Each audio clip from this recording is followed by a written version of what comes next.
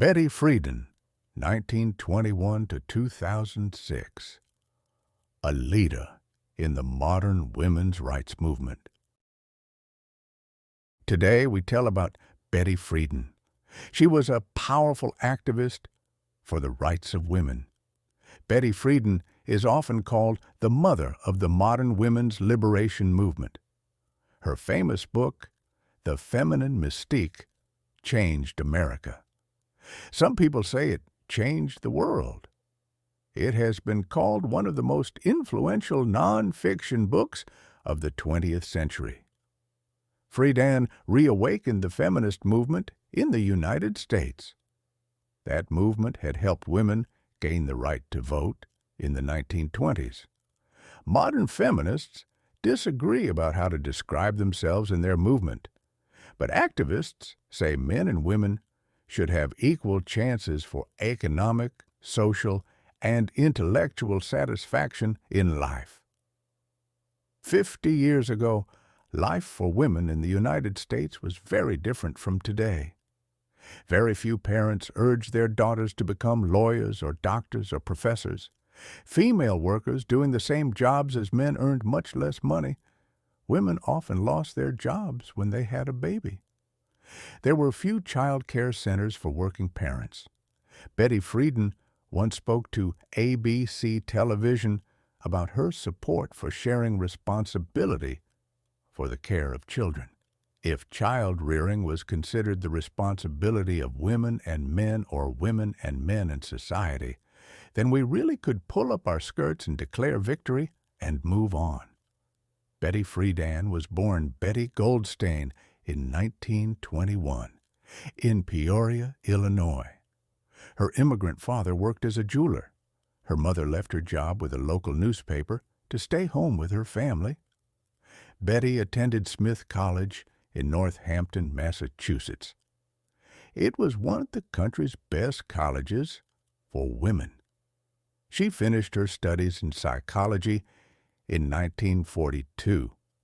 After college, she attended the University of California at Berkeley to continue her studies. But her boyfriend at the time did not want her to get an advanced degree in psychology. He apparently felt threatened by her success. So Betty left California and her boyfriend. She moved to New York City and worked as a reporter and editor for labor union newspapers. In 1947, Betty Goldstein married Carl Friedan, a theater director who later became an advertising executive. They had a child, the first of three. The Friedans were to remain married until 1969.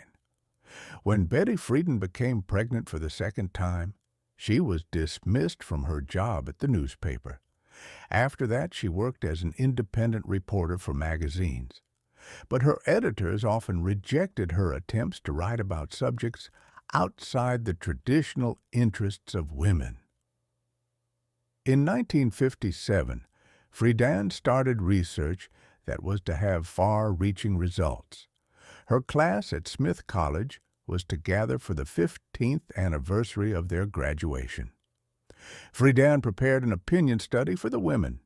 She sent questions to the women about their lives. Most who took part in the study did not work outside their homes.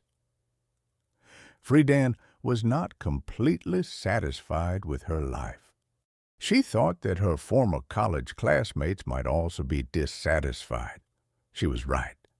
Friedan thought these intelligent women could give a lot to society if they had another identity besides being homemakers. Friedan completed more studies. She talked to other women across the country. She met with experts about the questions and answers. She combined this research with observations and examples from her own life. The result was her book, The Feminine Mystique, published in 1963. The book attacked the popular idea of the time that women could only find satisfaction through being married, having children, and taking care of their home. Friedan believed that women wanted more from life than just to please their husbands and children. The book said women suffered from feelings of lack of worth. Friedan said this was because the women depended on their husbands for economic, emotional, and intellectual support. The Feminine Mystique was a huge success. It has sold more than 3 million copies. It was reprinted in a number of other languages. The book helped change the lives of women in America. More women began working outside the home. More women also began studying traditionally male subjects like law, medicine, and engineering. Betty Friedan expressed the dissatisfaction of some American women during the middle of the 20th century, but she also made many men feel threatened. Later, critics said her book only dealt with the problems of white, educated, wealthy, married women. It did not study the problems of poor white women, single women, or minorities. In 1966, Betty Friedan helped establish NOW, the National Organization for Women. She served as its first president. She led campaigns to end unfair treatment of women seeking jobs. Friedan also worked on other issues. She wanted women to have the choice to end their pregnancies. She wanted to create child care centers for working parents. She wanted women to take part in social and political change. Betty Friedan once spoke about her great hopes for women in the 1970s. Liberating ourselves, we will then become a major political force, perhaps the biggest political force for basic social and political change in America in the 70s. Betty Friedan led a huge demonstration in New York City for women's rights. Demonstrations were also held in other cities. 500,000 women took part in the Women's Strike for Equality on August 26, 1970. The day marked the 50th anniversary of American women gaining the right to vote. A year after the march, Friedan helped establish the National Women's Political Caucus. She said the group got started to make policy, not coffee. She said America needed more women in public office if women were to gain equal treatment. Friedan wanted a national guarantee of that equal treatment.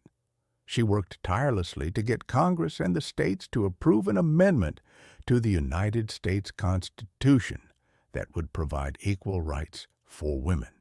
The House of Representatives approved this Equal Rights Amendment in 1971.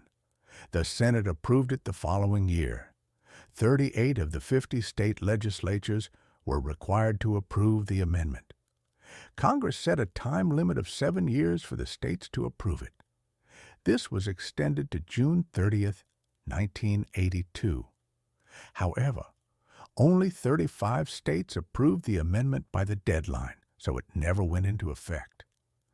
The defeat of the ERA was a sad event for Betty Friedan, NOW, and other activists.